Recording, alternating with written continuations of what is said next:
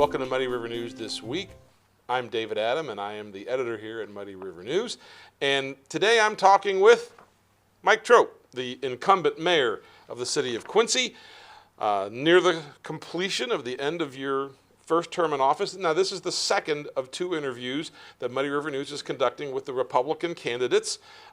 We hope to cover many topics in our interviews with the candidates. There were three topics that we specifically agreed upon in advance, and they were city finances and infrastructure, economic development and tourism, and the workings of city government. But before we get into all of that, let's go right straight down to what's it been like? What's it been like as the mayor? And what's the difference between what you thought it was going to be like and what it really was like to be the mayor for 4 years? Okay. Well, David, thanks for having me here. Sure. Yeah, it's interesting. The not being a political person, so coming in to serve, I wanted to represent the taxpayers. If you recall, we were just getting out of COVID. We had several empty big box stores. We had Kmart building was empty, Sears was empty. You know, there was a lot of opportunities. The council before me, under Mayor Kyle Moore, put some incentives together. And those incentives turned out to be invaluable for us to work to make some progress. And I think we have. I felt really good about that. The staff worked well to work with the developer who is buying the Kmart property to bring Target in. Everybody was under non-disclosure, so the developer couldn't even tell us that they were talking about Target. Right. I asked you many times, and you kept telling me, I can't tell you, I can't tell you. And we didn't know really until near the end, before we had everything, as we were finalizing the final agreement. But it was good. I think, bringing someone like a Target to our community absolutely serves as a magnet for two things. For other businesses, national businesses, and so many of them have told us, gee, if Target's here, we've got to be here. Okay? They don't care, what you call your street or what the development's called. If Target's here, we're going to find a place. The other advantage that a Target brings to your community are shoppers. And sure enough, we've seen something like a 24% increase in sales tax revenues in my 3.5 years here as mayor.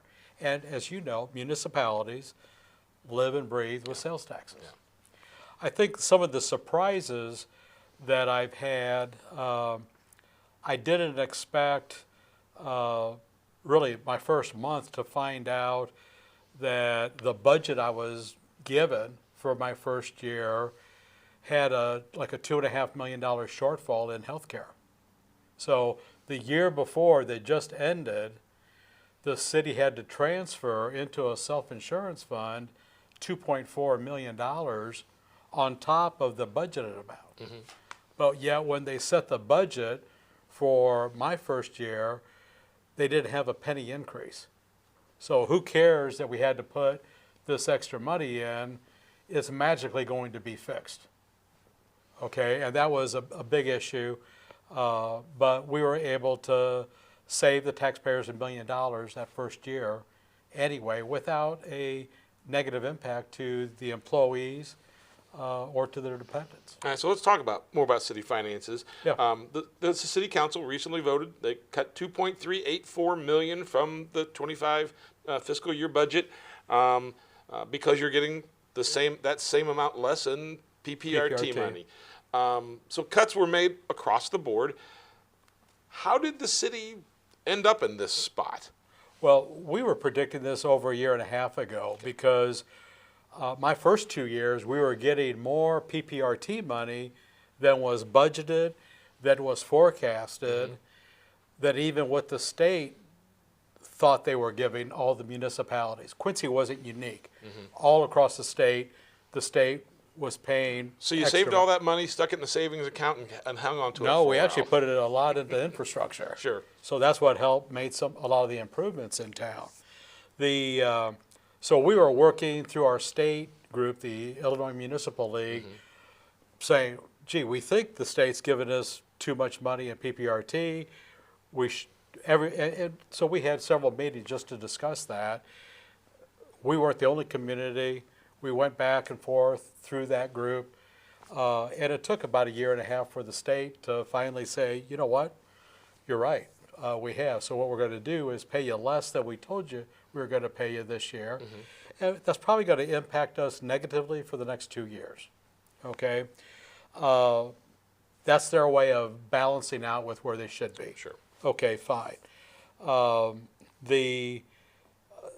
So as we establish the budget we're in, the current fiscal year, we said, okay, this is what the budgeted income is. Well, if you budget income, you have to, how are you going to spend the money? So you budget the expenses. So then when we said, okay, now we're going to have $2,384,000 less, Right. that's an easy slice of the revenue side. Now let's go through department by department and cut. And so we were able to do that. Okay. That was not a significant, it was time consuming, but it wasn't a, we got to pull some magic out to find out where we're going to find the money. It was not that complicated. Well, let's talk about then the tax levy. The council recently approved the levy that basically it was, if you own a $150,000 home, your taxes are expected to increase $22 for the city's portion of your property taxes. 63% of that $8.4 million property tax levy is being used to pay for pensions for policemen and firemen. I know a lot of people get bent out of shape about that figure, but what, if anything, could you do or can you do to address the pension issue?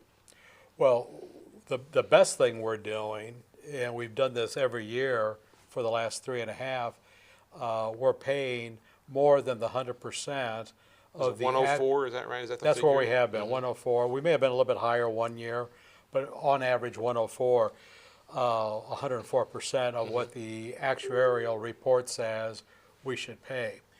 And the reason to do that is when I was sworn in, we had $100 million of unfunded fire and police pension liability. So this is the dollar amount that if the previous city administrations and councils had paid all along, there'd be zero due. We would pay whatever was due each year. They didn't, and now we have till I think it's 2040 to pay like 90 some odd percent of that down. Some people are in the state are trying to extend that to have more time. The problem is the firefighters and the police officers have earned the pension. Yeah. Yes, the pension plan is established by the state of Illinois, not by the local communities. We're just told what the liability is. Right. So we do have an obligation, to pay that. And by us paying it, it's no different than when any of us get a credit card statement. You get two numbers on that statement. You get, this is to pay your bill in full, or here's the minimum payment Right. that you should pay. Well, if you only pay the minimum, what happens? Next month, you got a higher balance. Right. Okay, the following year, you have a higher balance. Well, that's what the prior administrations have done, and that's why we ended up with a $100 million unfunded liability. Right. By us paying it down, okay, we're moving it in the right direction. All right. You have said in other forums that the biggest issue facing the city is the housing shortage. Now, we could go on that topic for as long as you want, but what steps do you think can be done to address the issue, and more importantly, how do you pay for it? Yeah, the city is, there's housing categories. We had the housing study that Greta helped us with.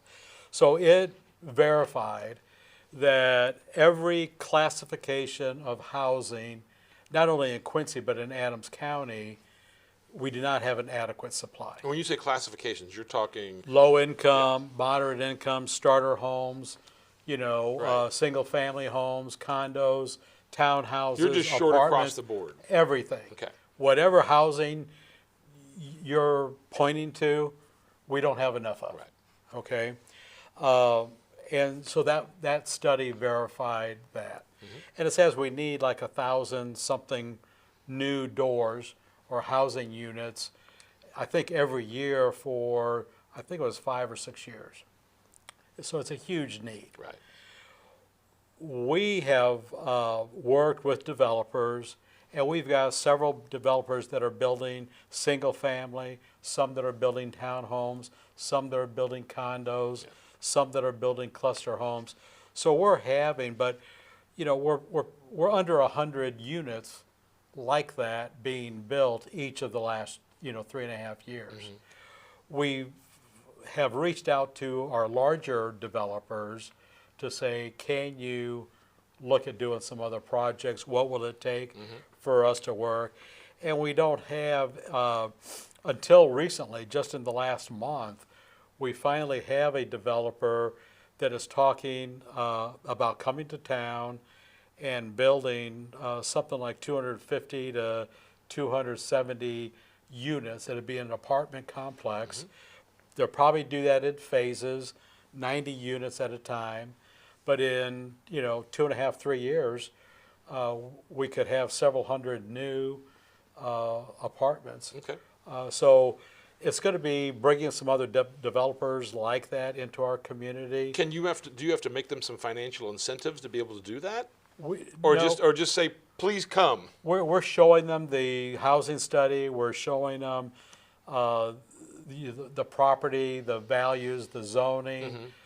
We walk through the building permit process, if there's zoning and what that process is. And like all the other developers that came in for Target or United Alloy or any of the other businesses in town, the one thing that each of them has reported at the end of their project is, planning and development, or your office told me this was the time schedule that it was going to take. And we've heard that in every other community that we've worked in. You guys are good. It comes in like you say, you tell us up Sure. front. So I think that's something that's positive for us.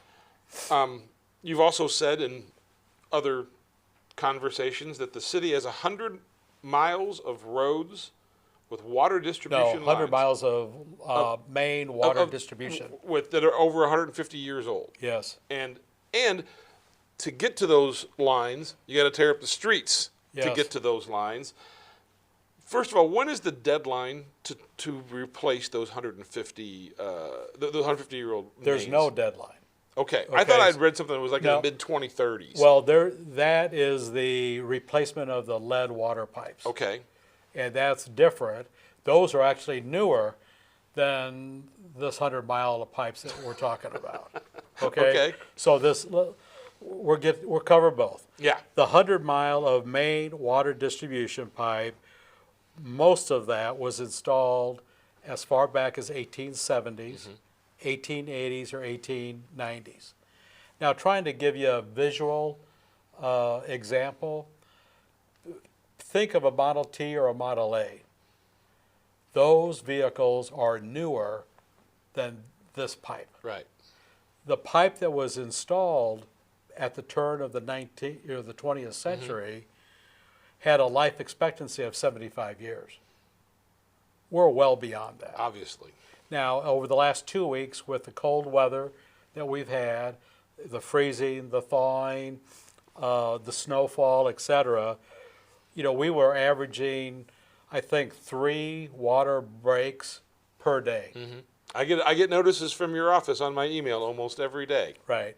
Now, thank God it's leveled out, Sure. and we're catching up with all the repairs that we have to make. But that takes a lot of time. And those are repairs, not replacements, correct? Well, we do come in and replace a stretch, but Okay. we're not doing the block. We're doing 10 feet or, Okay. if we're lucky, maybe 50 feet. But it's a limited basis. So how do you come up with the money to pay for all this stuff? That's the trick, right? Are you hoping that there's going to be some federal money that eventually lands on your doorstep? Federal and state money has been available on the lead water Okay. pipe replacement. Not as much as we'd like, but we get $3 million here, $5 million there, Right. et cetera. On this main water distribution, that's got to come out of our the funds. We have those enterprise funds to operate our water system, and we have a separate enterprise funds to operate the sewer fund. Those funds are what pays for all of that infrastructure. All right. Now let's talk about economic development and tourism. Two new industrial employers have recently relocated here. Everybody who drives down Broadway, they see Target, they see Planet Fitness, they see Raising Cane's. And there's more development planned at 54th and Ollie's. Broadway. Ollie's is in town. Yeah. What specifically is your role in that, and what do you think? Maybe I should take a step back. What was your role in helping get those businesses here, and what is your role going forward in attracting more businesses here? Sure. Part of that is having telling the developers, telling the retailers the healthy environment that we have in our community. And Quincy being the largest community in a 100-mile radius helps all the retailers realize, look, we're not only looking at the city of Quincy boundaries for our retail customers, we get a look out further. Right. As example, the same thing with our healthcare. Healthcare is our largest industry locally today. Well, on a daily basis, our two largest healthcare providers, Quincy Medical Group and Blessing Health System, has patients coming in from 75 miles radius every day. Right. Well, our retailers have at least that same pull to attract shoppers. We work with the developers, we work with Retail Strategies, which is a group that we've contracted to approach retailers to take a look at Quincy, take a look at the market, to do that. Once there's interest by a retailer or a manufacturer, we sit down with them, look at what their needs are, type of property, what the zoning, anything else related to renovations or ground up would take. Retailers are always asking for incentives, so we talk about what we can and can't do along those lines, and hold conversations, and hopefully continue those dialogues. We also locally meet with developers, so we would meet with Tom Marks because we know he had the empty Sears building. Tom, I know you're working on some of this. What do you need? What can we do to help you? Right. Okay. And finally, as he was getting closer, said, okay, I need to make a renovation, and we got to they want us to have the store open for Black Friday. We said, Black Friday this year, or you talking about the following year? He said, they want to be in Black Friday this year. I said, oh my. And he said, yes, oh my. Yeah. But what can we do to, and so we try to work to help him achieve those objectives. TIF districts, Yep. do they work? Yeah, they've been quite successful for Quincy. Excuse me. We have 3 TIF districts today. The 2 older ones, East and West, and then we have the newest, which is TIF South. Yes, they have worked. If you look at any of the TIF districts, where we started and the amount of increased assessed values that they have already generated, the taxpayers in each TIF districts are the ones that fund that specific TIF. Right. We take those TIF dollars to reinvest for other projects to also help increase the EAVs. Kind of like the rising water rises all the boats. That's a great statement and perfect how it ties in. Do they need to have limits? I think, is it 23 years that a TIF, before you make the decision as to whether to keep it? Do you think they need to have limits? Yes, and the limits are good. That's also by the state statute. I believe it's 23 years at first. You can extend it, I think once, maybe twice.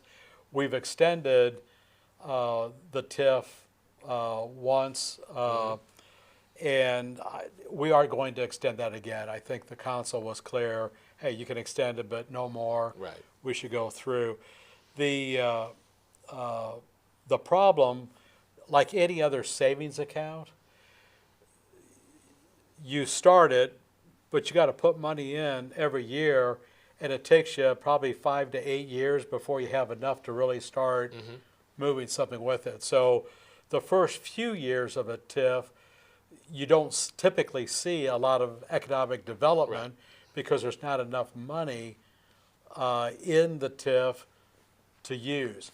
Our most successful programs have been like the small rental rehab, where within a TIF district, we tell property owners, you could get some money from the TIF if you're going to make improvement to an apartment, in that building that you agree to rent out, to a third party, but you have to put in at least 50% yourself, and then this money, and that program we put in. We allocated $1 million over 4 years. We've spent probably 3/4 of that so far, and it's generated, I believe, over $6 million of improvement. So that's what also helps bring more dollars into the TIF. One of the more recent things that have come across your desk is the statewide grocery tax sunsetting in January of 2026. And now it's going to go before the council to talk about, well, do we need to institute a local grocery tax? Obviously, you don't have a vote unless you're needed to break a tie, but there are 14 guys who've got to make it, guys and gals who have to make that decision. Where do you stand on a local first of tax? all, the tax that the governor has expired January of 26. All of that money came to the municipality. The state didn't get anything of that. He was making a political statement, let's get rid of that, that'd be good for voters. Right. That's hard not to argue. The problem is, during COVID, when he lifted the grocery tax, he took other money to pay the municipalities so they didn't lose dollars. Here, we were waiting, okay, you're doing this, are you going to backfill it? No, he's not going to backfill it, okay? So all we're doing is reversing what the governor's done. And most communities in Illinois, there's very few that are not or have not already implemented to say, no, we don't want that 1 cent grocery tax to go away. So I believe our council's going to do that. Again, that's over $1 million to the city of Quincy. And, you're hearing from some aldermen that, the economy's getting softer. It's going to be a tighter budget season. We're seeing, like with PPRT, coming down, some of our revenues are coming down. We also don't have all the ARPA money and all the extra COVID money coming in. But, again, that's part of our budget process. But, yes, I believe we've got to reverse Governor Pritzker's decision to take money away from the cities and see that grocery tax remain.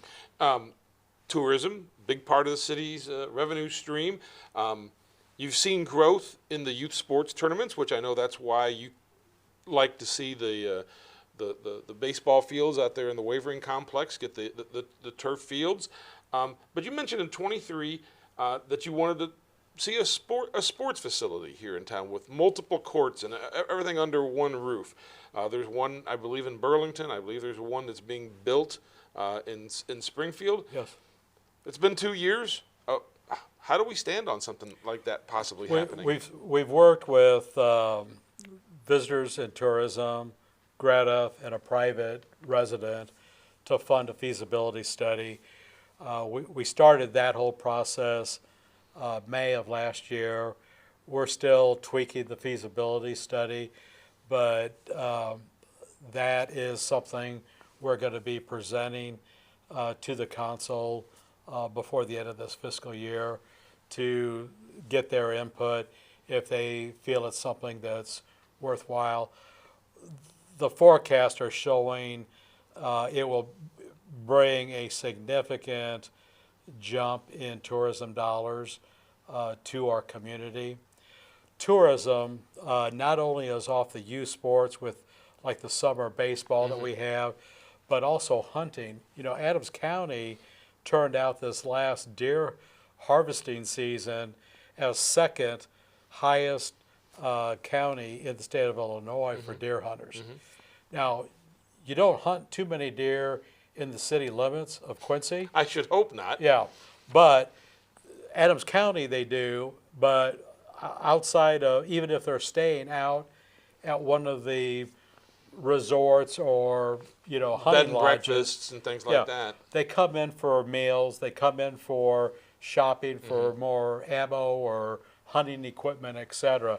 So that's also a part of our overall tourism. But although tourism was down during COVID, it really popped back up. I mean, even other things like the tin dusters. You know, I can't remember, it's 20 some odd years or more that they've been coming to town.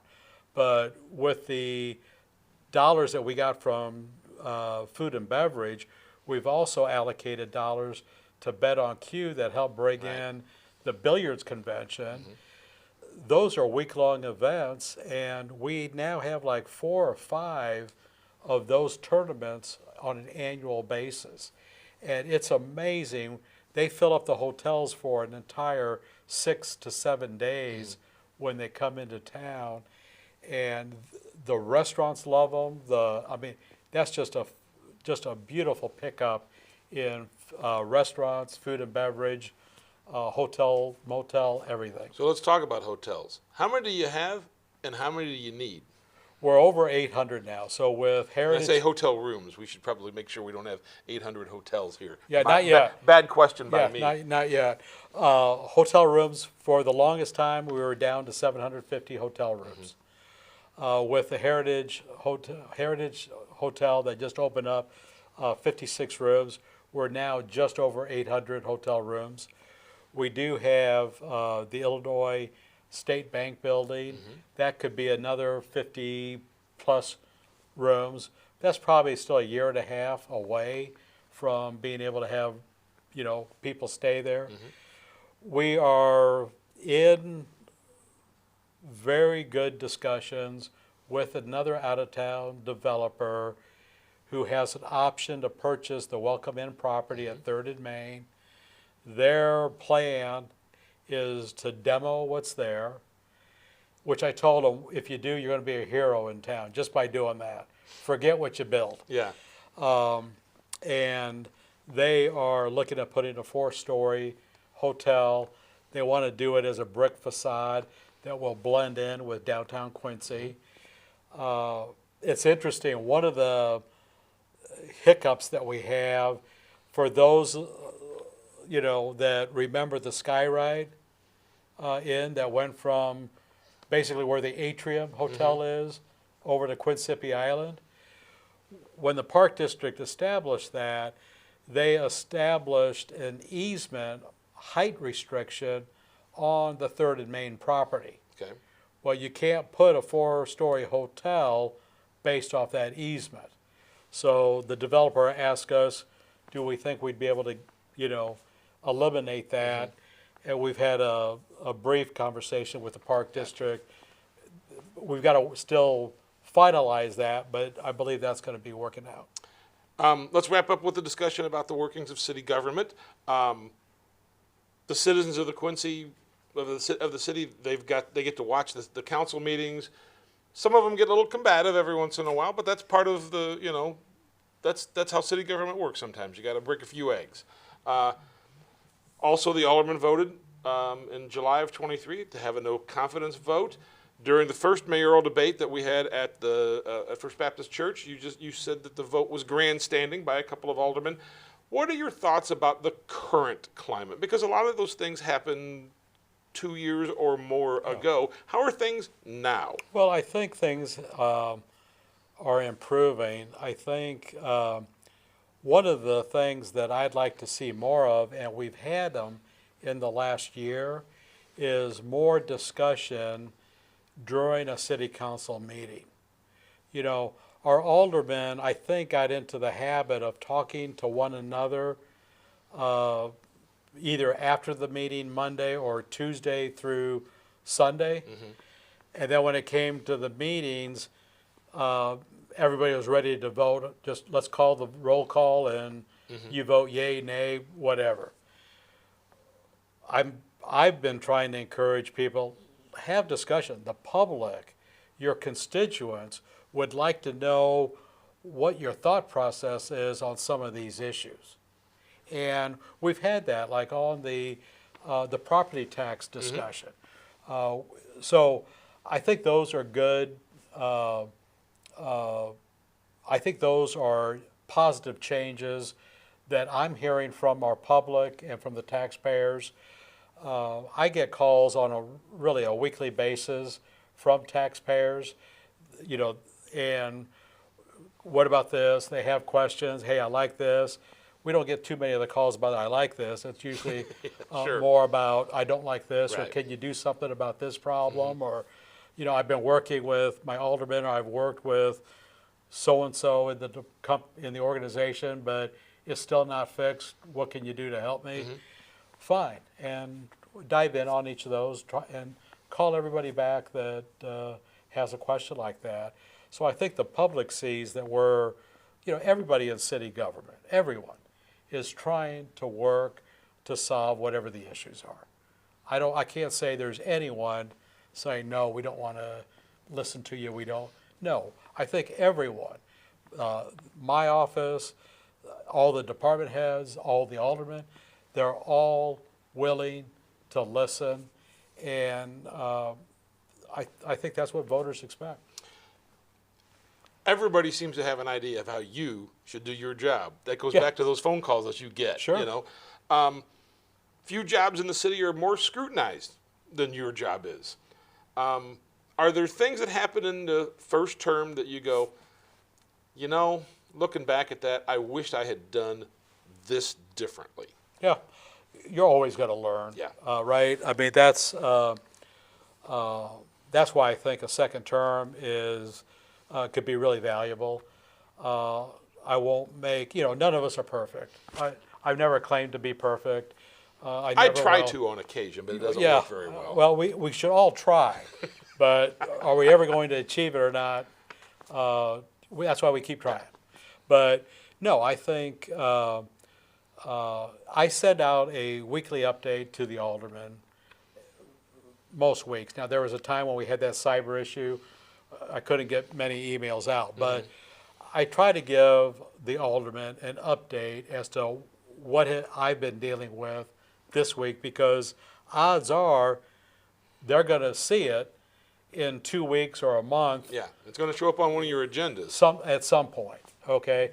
So look, here it is. If you have a question about it, get back to me. If, hey, this is good, whatever. But unfortunately, I don't get that weekly update from each of the aldermen. Right. It'd be nice. They're busy, so I also try to respect their time. Most of them have, another full-time job or activity to do, and they aren't a full-time position as aldermen. So I'm trying to be respectful of their time and their commitment, because they go to a lot of committee meetings. Okay, not only the ones they're on, but some that they just, hey, I want to go learn what's happening there. So we have a strong base of aldermen, city council people, and that makes it, I think, exciting to work because I can pull when I see you as an alderman in a different committee meeting and I have a question, I can say, alderperson so-and-so, can I get 5 minutes with you on this? So trying to keep all that communications open, but it's a two-way street. Yeah. Last question. Why should I vote for you as the mayor? Well, I think if you look at the success, take a look at the empty big boxes, take a look at the infrastructure improvements that we made. On average, before I became mayor, the city was investing $3.4 million per year in streets. In my 3.5 years, we've tripled that. Our average investment in streets is $12.7 million. Okay? On top of that, we put $10 million into the water treatment plant, the first significant improvement, renovation since 1957. We're taking a look at the core community assets that we control to make sure we're able to provide the services that we're obligated to provide. And I think we're delivering on that. Plus, our property taxes are lower today as a rate than they were before I took office. Thank you, sir. Thank you for your David. time. Thanks for having me. And good luck. Thank you. And that's all we have today. Everybody should vote February 25th. There you go. And thank you for joining us today. We'll see you next week.